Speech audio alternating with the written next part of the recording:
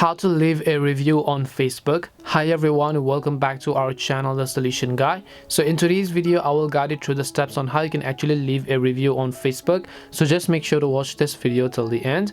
In order to actually leave a review on Facebook, so let's say that there is a specific product or a page that you want to leave a review for that all you need to do is just open up Facebook and then navigate to the page to whom you want to leave a review. So let's say that this is a page for whom I want to actually leave a review. Under this menu icons, you should be able to find the reviews tab over here. Or else if you don't find this reviews tab, you can click on the more button here and then you'll be able to find reviews. So remember that you don't want to go to reviews given. So this is the reviews that are given by you. You simply want to look for only the reviews option, which in this case is already over here. Once we go to reviews section, you should be able to see a list of reviews that other people have actually sent to this specific page, and you'll also be able to see the rating is 4.3 out of 112 opinions and reviews.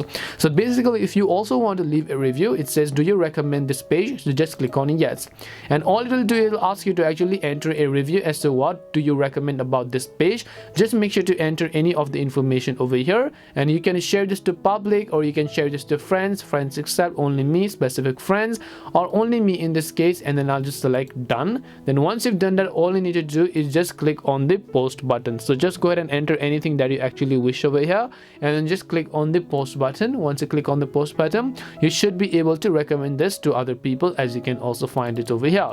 And that is it on how you can actually leave a review on Facebook. We hope the video was really helpful, and if it did help you, make sure to leave a like and subscribe to our channel. If you have got any more questions, feel free to also leave them down. Thank you very much for watching till the end of this tutorial, and see you in the next video.